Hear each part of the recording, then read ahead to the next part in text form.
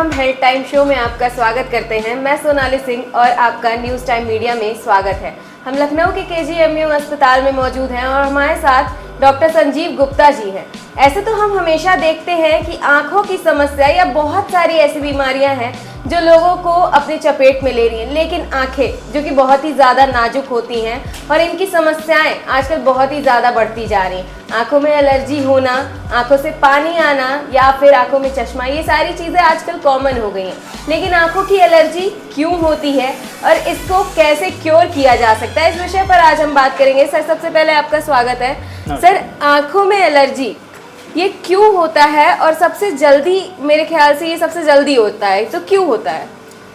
देखिए, आँख में एलर्जी की जो समस्या है ये बच्चों में कॉमन है और इसकी एक प्रमुख वजह यह है कि बच्चों में जो इम्यूनिटी होती है या जो प्रतिरोध क्षमता है वो बहुत स्ट्रॉन्ग होती है।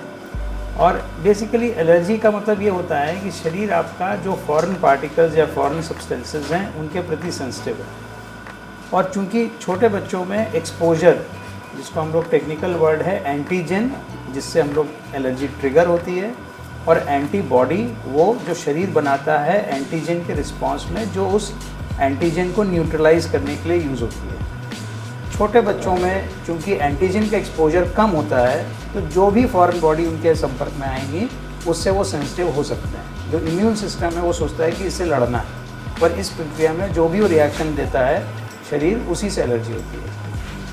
अब एलर्जी के साथ जो बात जुड़ी है वो ये कि एलर्जी छोटे बच्चों में ज़्यादा होगी। आँख में जो एलर्जी होती है उसके लिए सबसे जो वेक्टर मतलब जिस संपर्क या माध्यम से एलर्जन आँख में पहुँचेगा एंटीजन, वो है हवा। क्योंकि आँख की सतह गीली है, हवा में जो पार्टिकल्स उड़ रहे हैं जब आँख के पास आएंगे तो वो जब आँख के पास आएंगे तो आँख की सतह पे चिपक जाएंगे और अगर बॉडी सेंसिटिव है तो एलर्जी शुरू हो जाएगी। हवा के ज़रिए पहुंचने वाली एलर्जी सांस के रास्ते और आँख दोनों को प्रभावित करती है। और जो एस्थमा होता है, दमे की बीमारी, वो भी इसी तरह की एलर्जी है जो आँख की बीमारी एलर्जी की होती है। सो एलर्जी बच्चों में, जैसे मैंने बताया, कॉमन होती है और जैसे जैसे टाइम गुजरता है उस एलर्जन से एक्सपोजर बढ़ता है तो बॉडी या इम्यून सिस्टम डिसेंसिटाइज हो जाता है और एलर्जी कम हो जाती है। सर, हम लोग देखते हैं हमेशा कि आंखें रेड हो जाती हैं, आंखों से पानी आने लगता है, उसके अलावा आंखों में खुजली भी बहुत ज़्यादा होती है। तो ऐसी समस्याएं क्यों आती हैं और इनके क्योर के लिए क्या करें? देखिए, एलर्जी में मुख्य समस्या जो होती है बच्चों में या जिसको भी एलर्जी है वो है खुजली। आँख में खुजली होगी और आँख लाल होगी, आँख में आंसू आएंगे और दर्द होगा। जब एलर्जी बहुत ज़्यादा बढ़ जाती है तो आँख खोलने में परेशानी होती है, तेज़ रोशनी में आँख नहीं खोल सकता बच्चा, उसे बड़ा डिस्कम्फर्ट होता है और ये प्रमुख लक्षण है।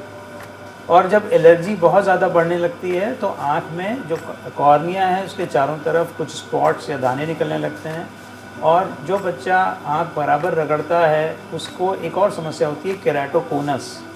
जो मैंने बताया कि कॉर्निया जो है, जो आँख का पुतली है, आँख के अंदर रोशनी जाने का रास्ता है और एक लेंस का काम करता है, ये इसका गोलाई बदलने लगती है और ये गोल की जगह नुकीला होने लगता है। ये केराटोकोनस उन्हीं बच्चों में होता है जो आँख में खुजली ज़्यादा करते हैं। ये प्रमुख लक्षण हैं, जैसे मैंने बताया, खुजली होना, आँख लाल होना, पानी आना, धूप बर्दाश्त ना होना और चश्मे का नंबर ऐसा होना जो संभवतः बन नहीं सकता, क्योंकि केराटोकोनस में जिस तरह का नंबर आता है शीशे में वो उतारा नहीं जा सकता। इसे हम किस बीमारी का नाम दे सकते हैं या फिर कौन सी बीमारी ऐसी होती है जिसमें ये सारी चीज़ें, सारी समस्याएं आती हैं? देखिए, बॉडी की अपना इम्यून सिस्टम है जो सेंसिटिव है तो एलर्जी को रिस्पॉन्ड करता है। इसमें जो बीमारियां, जैसे मैंने बताया कि आँख की एलर्जी है, उसके लिए हम लोग जो टर्म यूज़ करते हैं वो वर्नल कटार, जो इंग्लिश में है, या उसका एक शॉर्ट फॉर्म में नाम होता है वर्नल केराटोकंजंक्टिवाइटिस, और इसको हम लोग वीकेसी भी बोलते हैं और कॉमन लैंग्वेज में आँख की एलर्जी। स्प्रिंग कटार भी बोलते हैं। और स्प्रिंग कटार की एक इंटरेस्टिंग बात यह है कि स्प्रिंग सीज़न से जुड़ा होता है। जब ठंड से गर्मी का मौसम आता है उस समय बहुत सारे पौधे फूल देते हैं, बसंत ऋतु कहते हैं जिसको, और फूल जब निकलते हैं तो फूल के पराग कण जो हैं, जो हवा में उड़ते हैं, यही उसका तरीका है डिस्पर्जल का, तो वो आँखों में पहुँचते हैं और जो सेंसिटिव है उसको इससे परेशानी होती है और इसी सीज़न में दमा या अस्थमा भी बढ़ता है, क्योंकि वही एलर्जन उस रास्ते को प्रभावित करते हैं। और अगर हमें ये समस्या हो जाए, आंखों में एलर्जी या आंखों में कोई भी किसी भी तरह की दिक्कत होती है, तो हम सबसे पहले क्योर के लिए क्या करें? डॉक्टर से किस तरह की सलाह लें? ये बहुत अच्छी बात पूछी आपने। एलर्जी में अमूमन एक रेंज ऑफ दवाइयाँ हैं जो काम करती हैं। उसमें सबसे कॉमन जो यूज़ होती है, जिसको नहीं होना चाहिए, गलत है वो यूज़, वो है स्टेरॉइड्स। जो स्टेरॉइड्स की आई ड्रॉप आती हैं, ये बहुत कॉमन मिलती हैं और सबसे अच्छी बुरी बात यह है, बुरी या अच्छी जैसा भी समझें, कि इससे बहुत जल्दी राहत मिल जाती है। आपने बूंद की दवा डाली नहीं कि आपको राहत। सब लोग इससे प्रभावित होते हैं और बड़ा कॉमनली यूज़ करते हैं। और एलर्जी चूँकि ख़त्म नहीं होनी है, कंट्रोल होती है।